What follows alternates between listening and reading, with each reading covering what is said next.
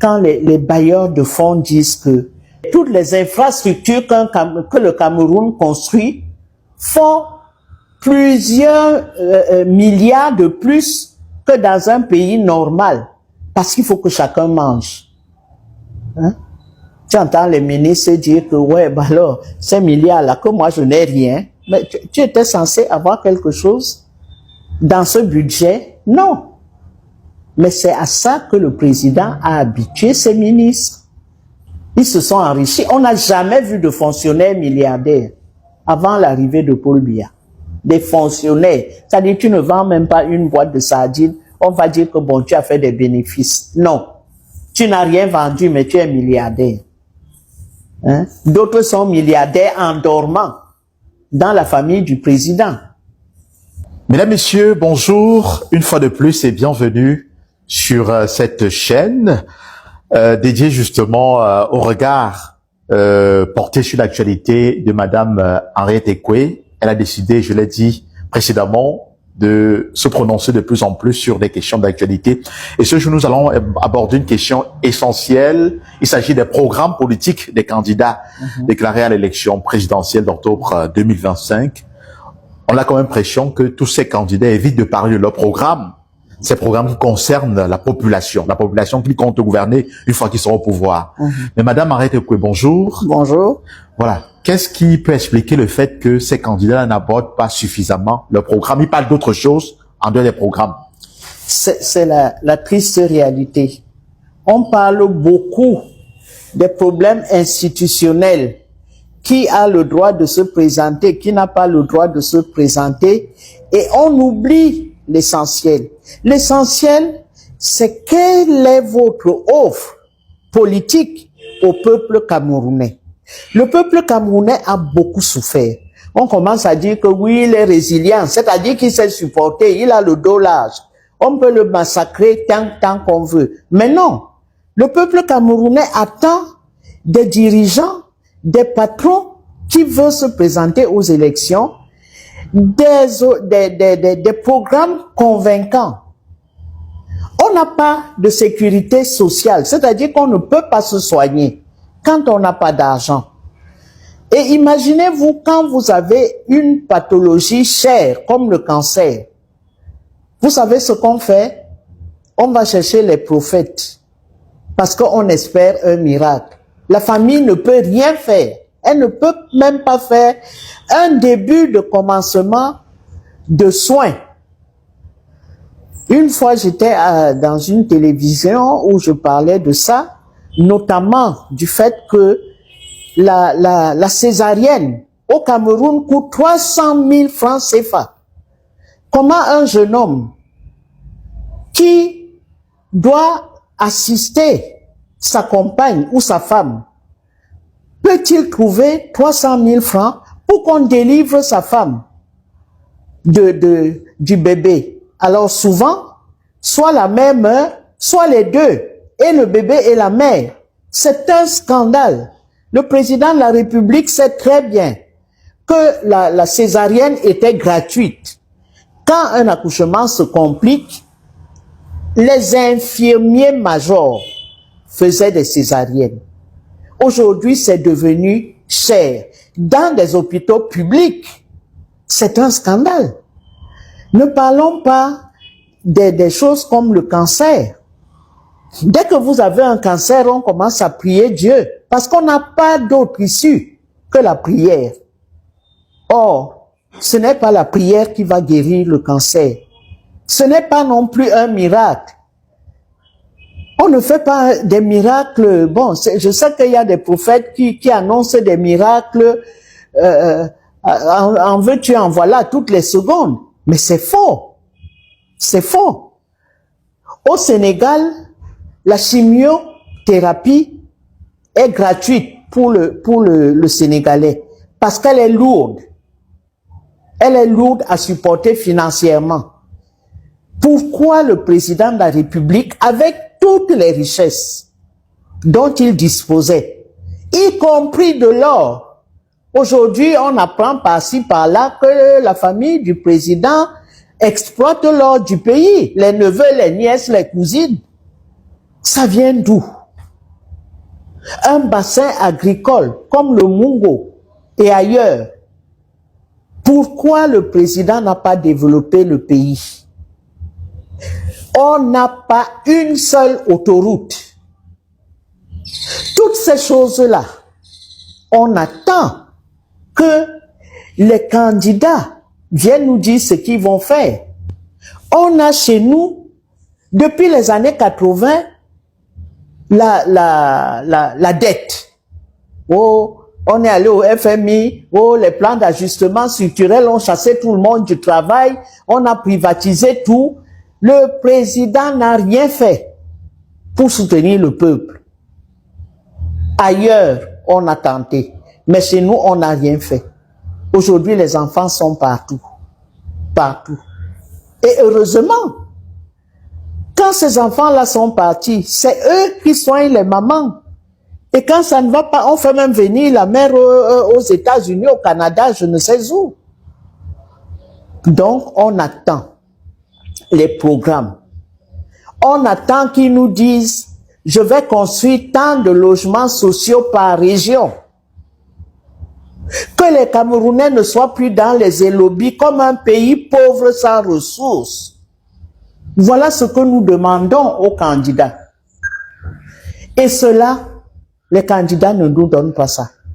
Oh non, moi je veux faire la communauté fédérale, des choses comme ça. C'est-à-dire des structures qui sont les déclinaisons de l'État décentralisé. Mais ce n'est pas ça qui fait le programme social. Pourquoi les familles camerounaises, 60 ans après l'indépendance, on vit dans les marécages ou à la moindre pluie, inondation? Pourquoi ne peut-on pas faire des routes solides? C'est ça qu'on attend des candidats à la présidence de la République. Et nous attendons ça. On a privatisé l'université, 50 000. Il y a même des masters à l'université qui valent 500 000. C'est quoi? Ça veut dire quoi? Est-ce que le président a donné... D'abord, son père n'avait rien. C'était un catéchiste. Il est parti avec une bourse. Le fou qui est venu se vanter à la télé, Titus Edzoa, qu'il a mis l'université à 50 000. 2 ans après, il est candidat à l'élection présidentielle de 97. Il vient nous présenter sur papier glacé son programme politique. Et où il annonce qu'il est un enfant de Nouvelle. L'enfant de Nouvelle qui met l'université payante, l'enfant de Nouvelle, quand il sortait de Nouvelle pour aller faire des études en Italie, c'était aux frais de qui? De l'État. Donc, ce régime a complètement détruit l'État.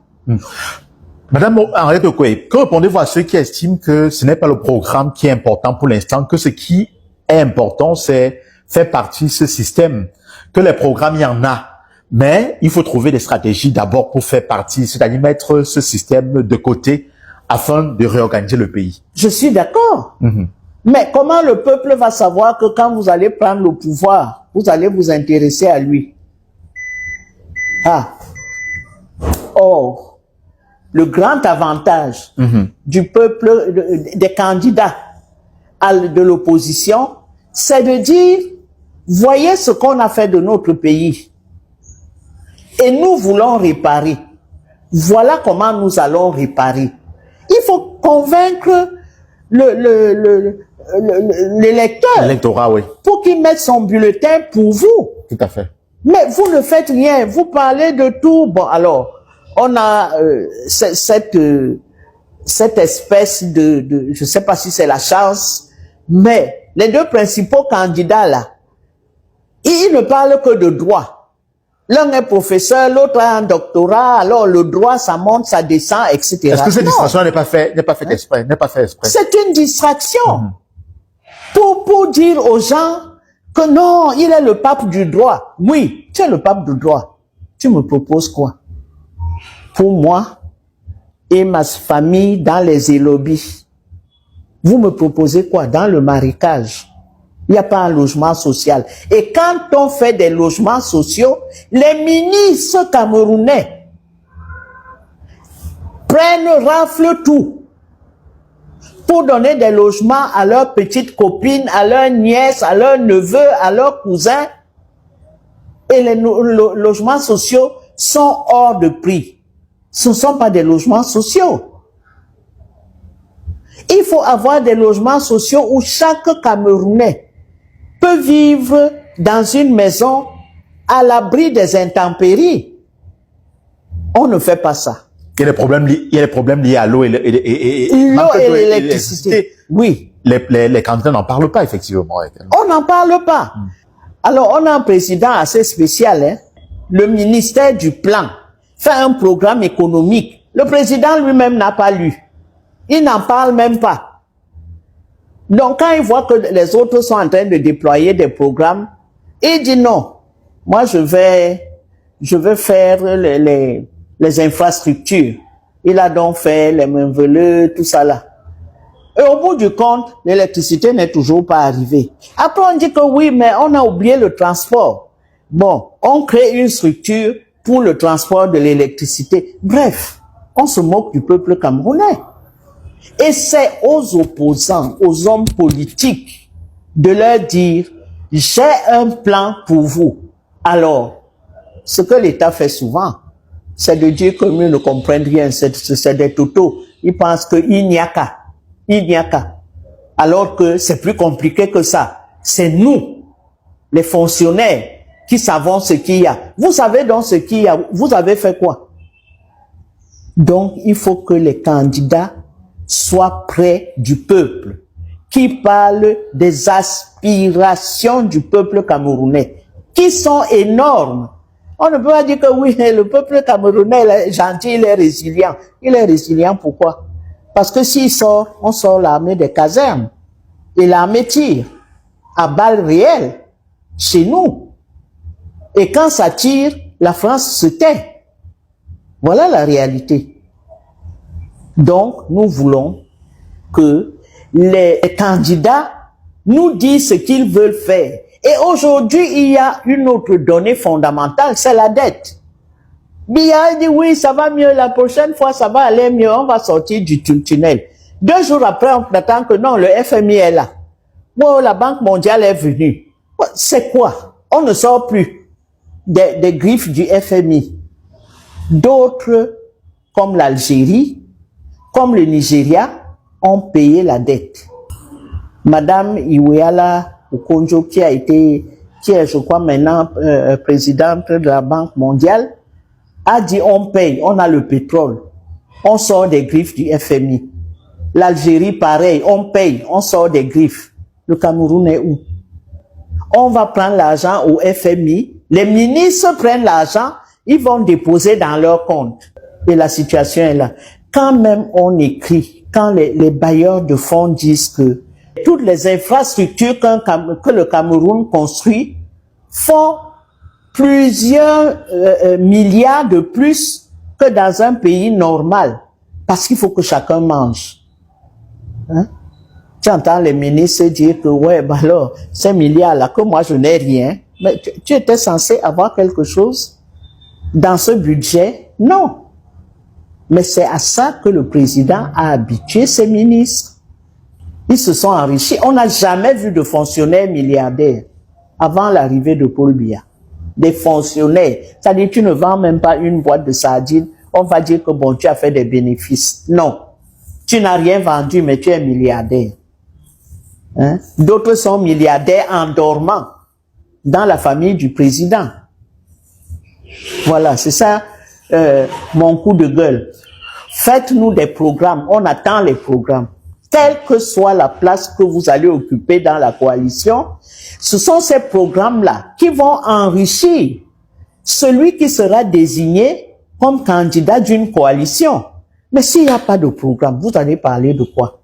Merci infiniment, mesdames, messieurs, de nous avoir regardés. Merci à madame Mariette Ekoye. On se retrouve prochainement pour une autre vidéo, alors pour notre coup de gueule. Merci beaucoup. Merci de partager, de vous abonner.